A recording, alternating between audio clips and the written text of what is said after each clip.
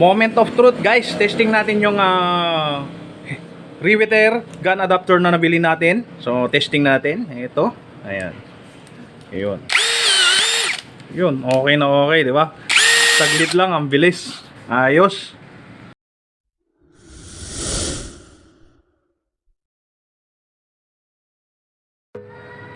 Hello guys, welcome to my vlog. Bali sa video ito guys, ipapakita ko lang sa inyo kung paano ina-assemble tong riveter gun adapter na kinakabit sa may barena. Ayan. So, ito kasi guys is kumbaga upgraded version to ng riveter, yung hand riveter. Pero ito guys, ina-adapt na sa, kinakabit na sa may drill bit. So, pag bumili ka guys, riveter, search mo lang ng ang riveter gun adapter, yan, lalabas na yan. So, ito yung mga pinaka piyesa niya. Ayan. So, para rin sa gaya rin ng hand riveter na ordinary guys, meron din siya yung mga ano. Kung yung naakma yung gagamitin mong blind rivet, kung maliit, tapos kung sa malaki, di ba? Ayan. So, ganito lang yan guys. Ito pa isa. Depende yan na naakma dito sa may butas yung ganyan. Ayun, di ba? So, ganito lang yan guys. Bali, ang gagawin natin, ito, ayan. Bali, kakabit natin dito sa may tawag dito barena. Ayan, kabit lang natin guys. Ayan, saglit lang guys, kakabit ko lang. So ayan, kabit natin. Ayan, so naikabit na natin guys. Tapos sunod yan guys, ito yung pinaka handle grip nya kasi nasa sa inyo na guys kung ilalagay nyo o hindi. Ayan, pinaka handle grip nya. Yun. Pero sa akin, hindi ko na kasi linalagay yan. Ayan, dito na lang talaga ako humahawak. Pero para makita nyo, ganyan siya. Ayan. Tapos dito, yung pinakadulo niya, gaya nga ng sinabi ko sa inyo, yung naakma sa gagamitin yung blind rivet gaya nito. Testing natin. Tensya na, madilim. Ayaw mag-focus. Pero ito siya. Ayun, di ba? Ngayon, paano ba siya nagana? Yun kasi yung magiging problema mo dyan. So ituturo ko sa inyo guys kung paano siya nagana. Una, wala munang bala, tatanggalin muna natin yung blind rivet. Tapos lalagay mo ngayon tong barena sa may reverse. Yan. Dapat naka-reverse yan guys. Tapos hawak ka dito. Ayan. Tapos pit. Sorry. Ayan, reverse natin oh. Ayan oh. Tingnan nyo yung ikot pa reverse, di ba? Hanggang mararamdaman mo guys na may tak tak tak sound, ganun. Pag rine-reverse mo. Yun, mararamdaman mo yan guys. Pag hawak mo tong barena na to, tapos itong riveter riveter gun adapter. Ayan. Pag narinig mo na yung naka-reverse siya guys na natunog. Ayun, natunog siya. Okay na yun. Hudyat na yun na ibabalik mo na siya sa tatanggalin mo na siya sa pagkaka-reverse. Ayan. So, ayan. Ibig sabihin pahigpit naman, pahigpit na.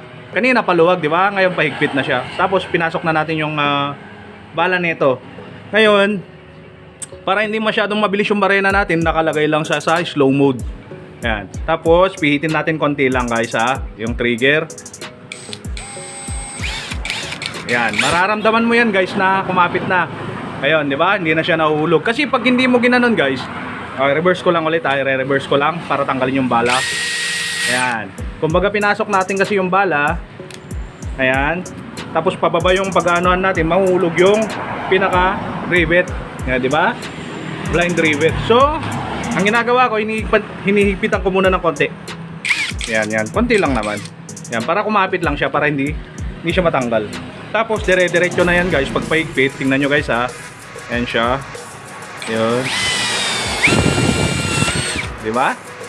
Yan, bilis. Tapos, pag nasa loob na yung bala, ay yung naiiwan kasi yung ganito niya Yan, naiiwan sa loob.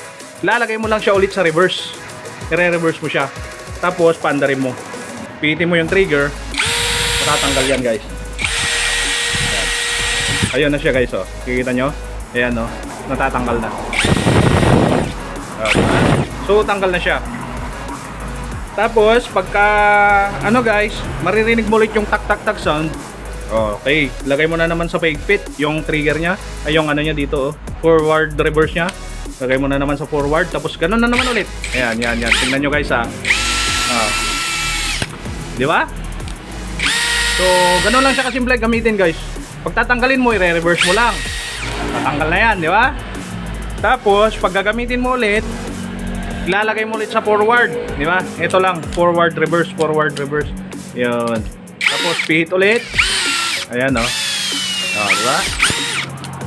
Yan. So, sadyang binabagalan ko lang guys para makita nyo. Pero pag linagay naman natin sa fast mode, ayan, number 2 natin, mas mabilis siya.